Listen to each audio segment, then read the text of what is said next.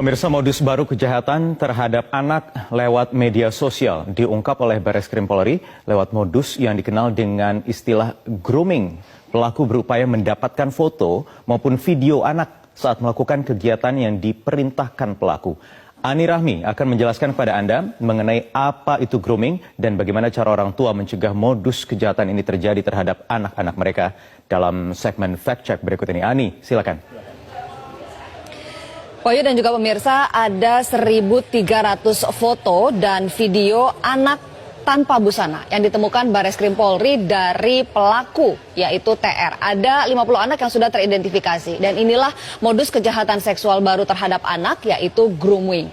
Kita lihat modus operandi yang berhasil diungkap oleh Bareskrim Polri berdasarkan laporan dari KPAI. Yang pertama adalah pelaku memalsukan akun media sosial seorang guru perempuan.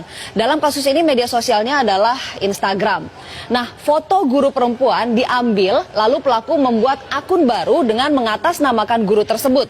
Pelaku juga melakukan profiling terhadap sang guru dan follower Instagram dari guru tersebut, khususnya anak-anak. Lalu akun Instagram anak di-follow satu persatu oleh akun palsu. Nah, lewat akun palsu berkedok guru perempuan ini pula, pelaku kemudian melakukan kontak dengan sejumlah anak. Tahapan modus yang paling krusial adalah yang kedua, yaitu grooming, yaitu pelaku berupaya untuk membangun hubungan, mendapatkan kepercayaan dan ada hubungan emosional dengan anak, serta berusaha meyakinkan mereka. Tujuannya adalah agar bisa memanipulasi, mengeksploitasi, dan melecehkan. Dalam proses grooming ini pula, pelaku menggunakan banyak sekali taktik, mulai dari berpura-pura menjadi kawan sebaya, memberikan hadiah, memberikan perhatian, nasihat. Pelaku juga mengeluarkan ancaman jika korban tidak menuruti keinginan pelaku. Nah, kemudian pelaku meminta korban untuk berfoto atau merekam video dalam melakukan tindakan-tindakan yang cabul. Foto dan video itu awalnya dikirim melalui pesan privat di medsos atau direct message. Tapi kemudian pelaku berkembang meminta nomor WhatsApp korban. Kemudian begitu mendapatkan nomor WhatsApp korban, maka hubungannya lebih pribadi lagi, di mana foto dan juga video yang direkam ini dikirimkan via WhatsApp, tidak lagi lewat media sosial. Nah, kita lihat siapa saja yang bisa menjadi groomer atau pelaku. Siapa saja bisa menjadi groomer. Bisa orang asing dengan menggunakan akun palsu seperti yang ditemukan oleh Bareskrim Polri, bisa juga bagian dari keluarga. Sementara peran yang bisa dilakukan adalah bisa sebagai mentor, kekasih, sebagai figur idola.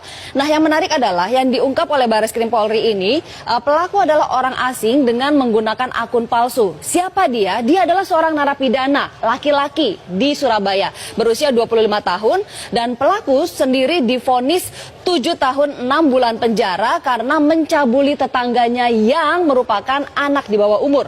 Pelaku baru menjalani 2 tahun masa pidananya. Inilah kok bisa narapidana tapi punya akses terhadap handphone dan media sosial.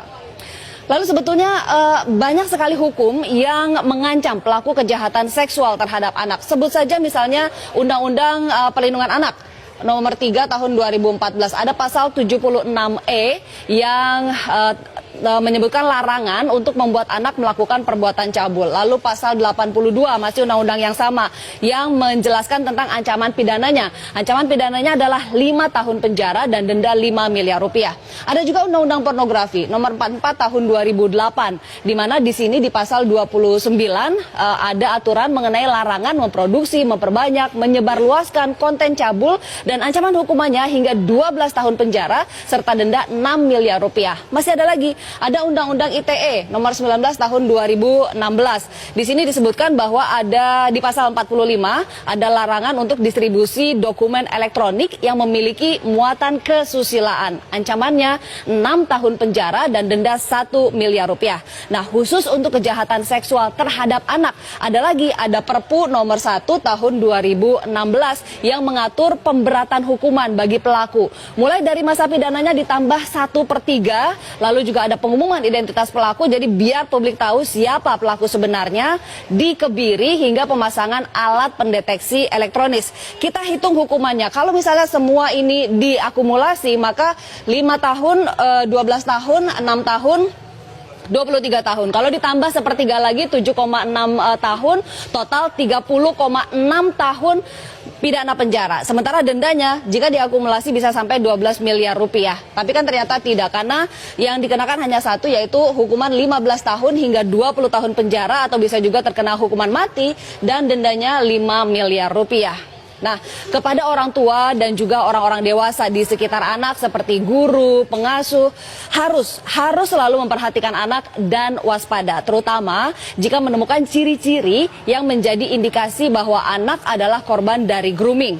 Kita lihat di sini ciri-cirinya. Yang pertama adalah anak menjadi sangat tertutup. Bahkan untuk aktivitas sehari-hari seperti kegiatan yang dilakukan, teman-temannya, anak menjadi sangat tertutup dan tidak lagi bercerita kepada orang-orang dewasa di sekitarnya, termasuk juga orang tua. Lalu anak memiliki pacar yang usianya jauh lebih tua. Anak juga tiba-tiba memiliki banyak sekali barang baru dan juga uang yang lebih banyak dibandingkan dengan uang jajan yang diberikan orang tua misalnya. Dan juga anak mudah tertekan, bahkan sensitif. Karenanya orang tua